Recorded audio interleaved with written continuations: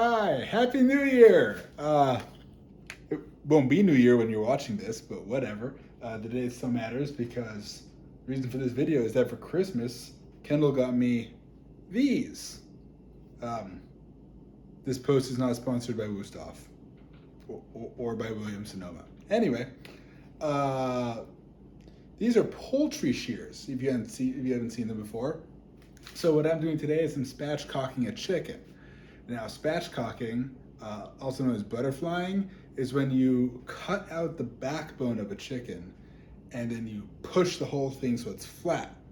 And what that does is well, first off, it looks really cool, but it also kind of exposes the whole chicken, so the whole thing roasts in like an hour, which is pretty good. So just gonna be spatchcocking a chicken for the first time. Super excited. And just roasting it on a sheet pan with some veggies, and it should be fun. Now, the reason to use poultry shears as opposed to regular kitchen shears is you actually have to cut through all the ribs, right? All the ribs along the backbone, because you are literally removing the whole backbone. And poultry shears, see, they have this hook here, and what that does is it hooks onto something, because otherwise, I mean, if you've ever tried to cut a bone with scissors, or like tried to maybe separate a chicken with normal kitchen shears, it just slides, or it just goes like that. But the hook catches it, stops it from doing that, and I think that's pretty cool. You can see. So yeah, should be fun. Hopefully I don't get chicken juices all over our kitchen. So yeah.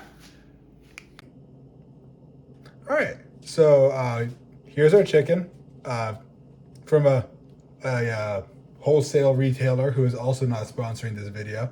And you can see it's got a little neck there, which looks kind of weird, but the neck is part of the spine, so it's gonna be going out anyway. So, just looked this up, literally like 30 seconds ago. So basically what we're gonna do is we're gonna take the shears, we're gonna cut up one side of the chicken, and then the other side of the chicken, and just remove the spine entirely. Then we're gonna flip the sucker over and squish it flat, and it'll be all good to go. Let's see how well this goes. Reminder, I've never done this before. Big props to all the people who set me up with my camera equipment. I now, having started the video, realize that you can see the reflections of my stage lights in the marble that makes up my kitchen counter. So big thanks for those. Well, this is cutting through the bone like no problem.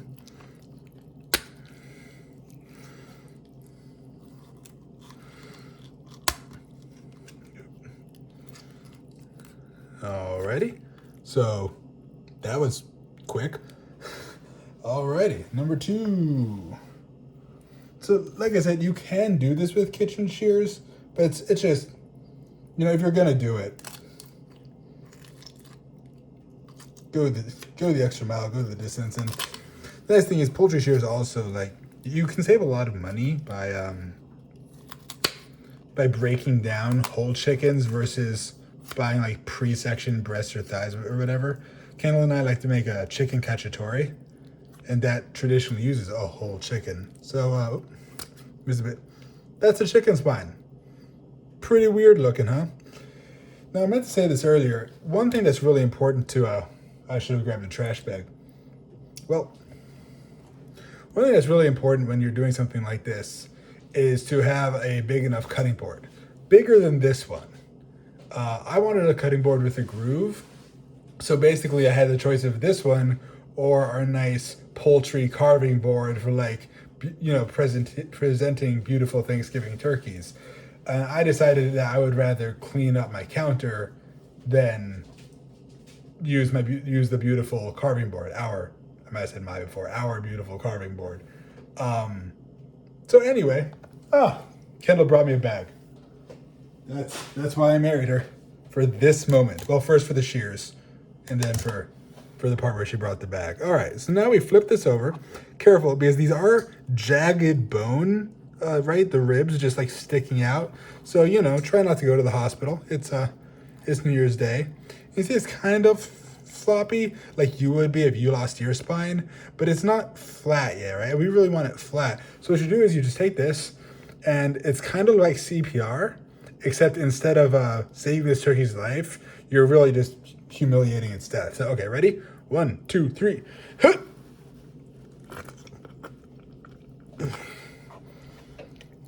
I don't know if I did it, but it's pretty flat, isn't it? Yep. There you go. Did you hear that? Did you hear that break? Okay. That is a flat chicken. Neat. Next thing's next. You can just use whatever recipe you want. If you want to put a rub on it, butter, salt, pepper, just any recipe that you want that you would normally use for roast chicken. But do remember, look up spatchcock cook times because as this whole interior is open, it's kind of the reverse of how stuffing adds to a turkey's cook time, right? Like nothing is stopping the heat now. So the whole thing is going to take about an hour to roast, which is great because it's 7:30 and we haven't actually prepared anything else yet. So thanks for watching, and yeah, try this yourself. This was pretty sweet.